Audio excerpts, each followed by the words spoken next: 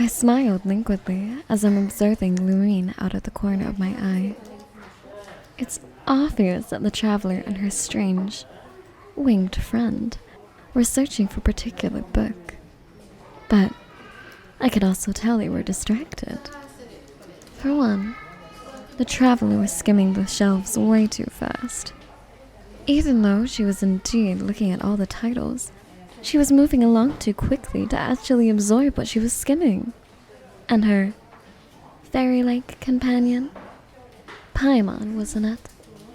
Was continually looking over both their shoulders, as if she expected them to be attacked any second. I do feel slightly guilty for taking such amusement in the traveler's plight, but because I knew exactly what had gotten the girl so spooked. It was me who was to blame for the traveler's distress. Ever since that little display against the Abyss Mage just a few days ago, Lumine has become increasingly jumpy around Mondstadt's mighty librarian, who, in this case, is me.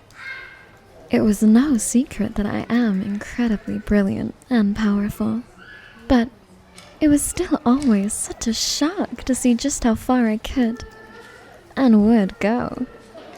Lumine had gotten our first taste of this just a few days ago, and it was clear the girl had found quite jolting to see me, who is typically pretty lackadaisical, suddenly becoming so stern and ferocious. But I couldn't blame her. That was how everyone's first time with me felt. Always so full of surprises. Perhaps it was because I'm a librarian. Perhaps it was because I'm a romantic. Or perhaps it was because I'm an electro user. But whatever the case might have been, I could sense the tension crackling in the air like lightning before a storm. It was delicious. It was electrifying, and I loved nothing more than to watch the sparks fly.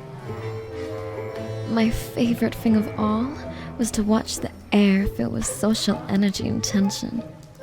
Watching things fizzle and pop as the atmosphere charged up. Poor, sweet little thing. Doesn't she know she doesn't have to be afraid of me?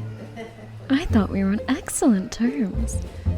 She is quite the charmer and such a wonderful little helper. And she is such a cutie. I suppose I should go help her. The dear will be here all day if she doesn't have someone to help guide her.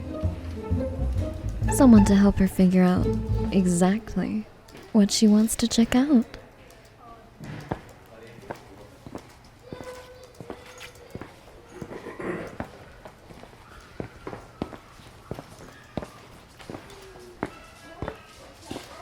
Well, hello there, cutie. Lisa! I'm flattered that you seem so excited to see me, but I must remind you this is a library. Uh-oh. But unlike Paimon, I am not afraid. At least not of Lisa's electro magic. I am smarter than Paimon, so she knew Lisa wouldn't actually hurt us. But I couldn't deny that she was, in her own way, still a little frightened by the mysterious librarian. Lisa was just such a wild card that I didn't always know how to act around her. Maybe to Lisa, that was all part of the fun and games. But to me, I was just confused. And a little off-putting. Since I always feel rather out of my element whenever I'm around Lisa. So, I ask you to remember to use your inside voices. As flattering as it is to hear you scream my name like that. Have I made myself clear? Yes, ma'am! Oops. I mean, yes, ma'am. How about you, cutie? Yes, Lisa. Good girl. Don't worry, cutie. There'll be plenty of other times where you can say my name as loudly. Or as quietly as you wish. Wait, what? Well, 8 is when I get off from work. I quite enjoyed the last time we spent an evening together. You simply must let me know the next time you're open for me.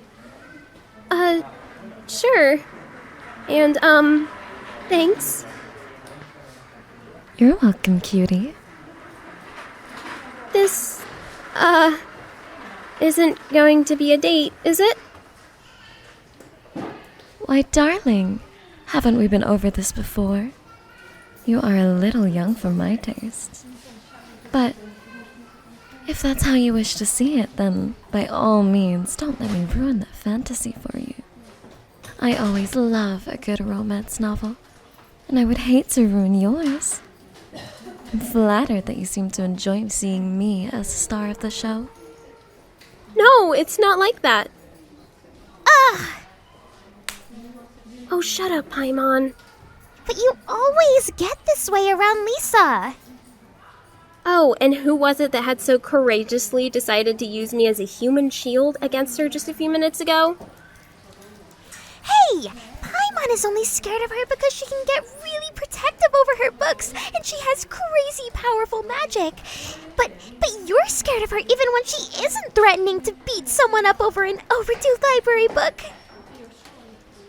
There's no reason to be afraid of me, Cutie. I'm very fond of you. My little helper, my wonderful book custodian. You know I would never hurt you. At least, not too badly. No, it's not that. I mean, I just know that you aren't really angry at us. You just caught us off guard. Wait, not angry? Not angry? How could Lisa not be angry? We've been noisy in her library. And Lumine, of all people, should know what a stupid idea it was to try and test Lisa's patience. Honestly, this Outlander can be so strange at times. It was a good thing she had Paimon to be her guide. No, I... Don't worry, Cutie. We can discuss it later over dinner. Dinner? You were serious about that? Weren't you? I was so looking forward to relaxing with you after a long, stressful day at work.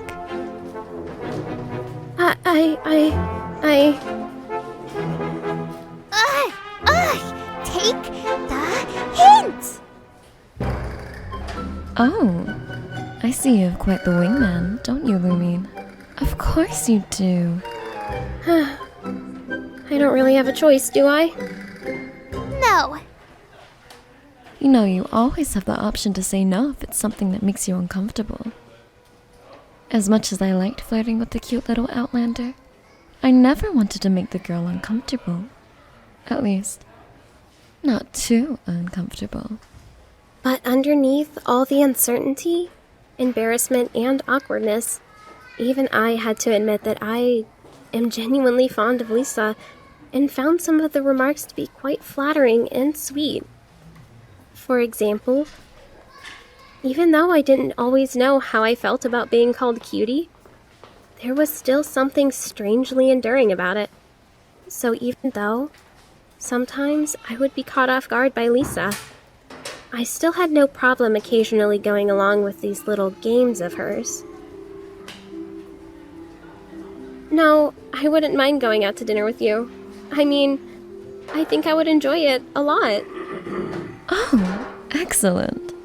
Then I look forward to seeing you at 8. Of course. Shall I meet you here, or... Oh, you'd be willing to escort me?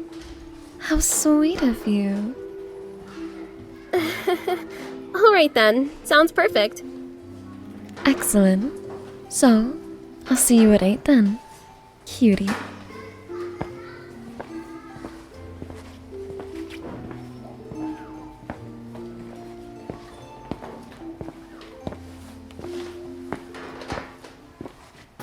Well, that could have gone better. You are terrible at flirting. But at least this means we get to go out to eat later. Oh, shut it, Paimon. Let's just go.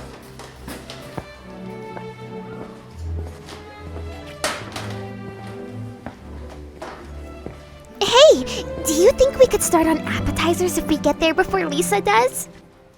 Paimon. What? It's an important question.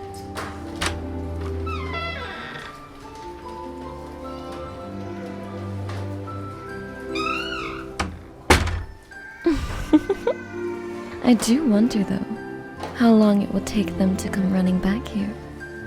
They never did remember to get the book they were looking for earlier, did they?